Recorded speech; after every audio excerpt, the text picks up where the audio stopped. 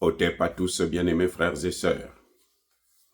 Tous ceux qui sont adoubés par la France sont des candidats uniques.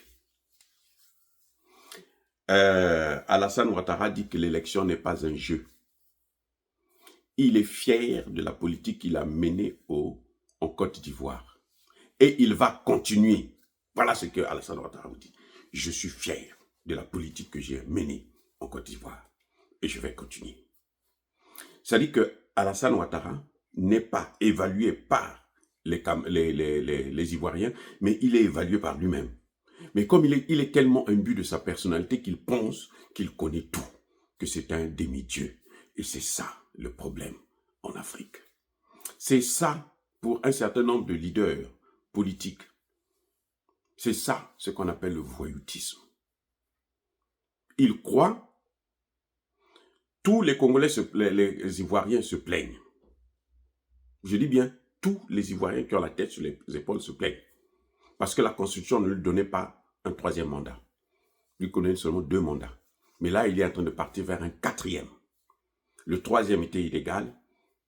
Le 4e sera plus que illégal. Mais monsieur, ce n'est pas son problème parce qu'il a déjà averti. Ils veulent mettre le désordre. Je ne leur ferai pas cadeau. Il va mater. Pour le 3e mandat, il y a eu des morts. Donc pour le 4e mandat aussi, attendons-nous à pleurer les nôtres. C'est ce qu'Alassane Ouattara est en train de nous dire, clairement.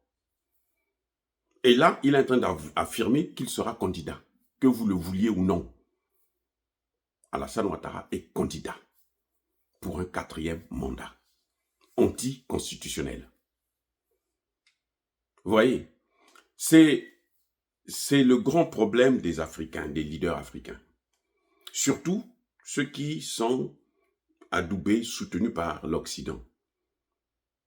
Parce que pour eux, le pouvoir, c'est en Occident. C'est l'Occident qui garantit leur pouvoir. Ce n'est pas le peuple. C'est pour ça qu'ils ne veulent pas écouter le peuple. Vous avez, c'est-à-dire que la politique la plus gravissime que Alassane Ouattara a mis en œuvre, c'est cette histoire des guerres pires là, de déloger les individus. Aujourd'hui, il y a des Ivoiriens qui dorment dans des cimetières, qui dorment sous des ponts, qui dorment, mais alors, à la belle étoile. Il y en a qui sont en train de perdre leur vie à cause des soucis occasionnés par la politique d'Alassane Ouattara, qui a choisi de casser leur maison, de les chasser de leur propriété pour donner ça.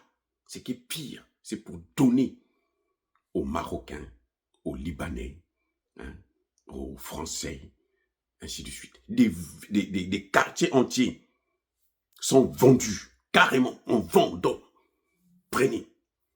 Vous voyez en Afrique du Sud comment ça devient compliqué pour récupérer les terres. Vous voyez en Afrique du Sud comment ça devient pour récupérer les terres. Maintenant, c'est carrément le président américain qui se lève, qui dit, ça, nous, on ne tolère pas ça. Vous savez pourquoi? C'est le même cas là, ce que Alassane Ouattara est en train de faire. Ce qu'Alassane Ouattara est en train de faire, c'est pire. Parce que Alassane Ouattara leur donne des titres de propriété. En Afrique du Sud, là, ils n'avaient même pas de titres de propriété. Ils venaient, ils ravissaient. On prend une loi, ils ont pris une loi. Eux-mêmes, les Blancs, ils ont pris une loi. Ils ont dit désormais, il n'y a plus de terre pour les Noirs. Et puis, ils ont tout pris. Ils ont tout ravi. Vous savez, ça fait combien d'années? Plus de 50 ans. On n'est plus capable de prendre ça. Ça devient, quand vous voulez récupérer ça, le monde entier, puisque ce sont eux qui gouvernent la communauté internationale. La communauté internationale, en fait, c'est la communauté des leucodermes. Nous, on est des figurants. On est à la périphérie de la communauté internationale. Il n'y a pas de communauté internationale. Le monde entier se lève pour dire non, arrêtez avec ça.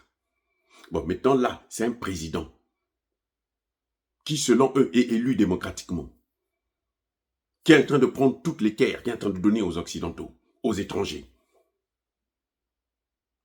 Marocains et autres. Vous voulez que demain, un Ivoirien vient dire non, remettez-moi ça, et que ça va pas faire couler le sang des gens. Attendez, soyons sérieux. Vous voyez? Donc, Alassane Ouattara, là, il est allé en guerre.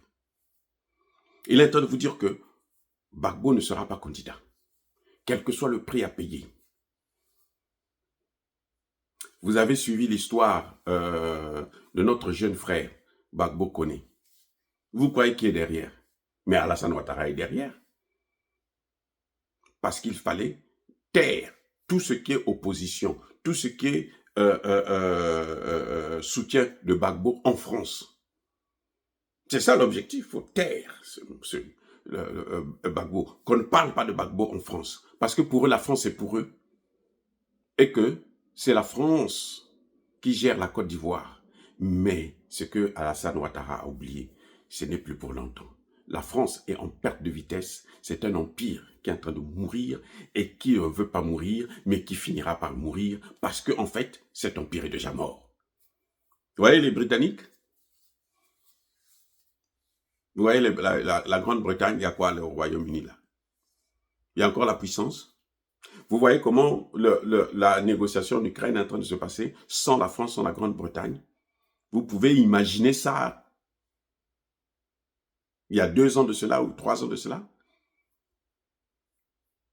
Donc, Alassane Ouattara, il peut se mettre à tête une chose, qu'il n'a pas encore gagné ce combat. Parce que même Dieu sait que ce combat-là ne fait que commencer. S'il a pu, ou touchant du bois, qu'il va terminer son 4e mandat là, en vie, au pouvoir, son 3e mandat plutôt, le 4e, rien n'est certain. Parce que le Dieu que nous croyons là, de nos ancêtres, il n'a pas dit son dernier mot. Monsieur Alassane Ouattara, sachez-le que ce n'est pas les opposants à votre 4e mandat qui vous croiseront sur leur chemin, mais c'est vous qui allez croiser la puissance divine du vrai Dieu là sur votre chemin. Soyez bénis, abondamment bénis par le Dieu de Kémité, par nos ancêtres angélisés, mais que tous ceux qui persécutent le continent africain le pillent et le déstabilisent, qu'ils soient noirs, blancs, chinois, arabes, juifs, indiens ou qui qu'ils soient punis, maudits, foudroyés, neutralisés, écrasés, effacés par le Dieu de Kémité, par nos ancêtres angélisés. Vive l'Afrique éternelle, j'ai dit et j'assume.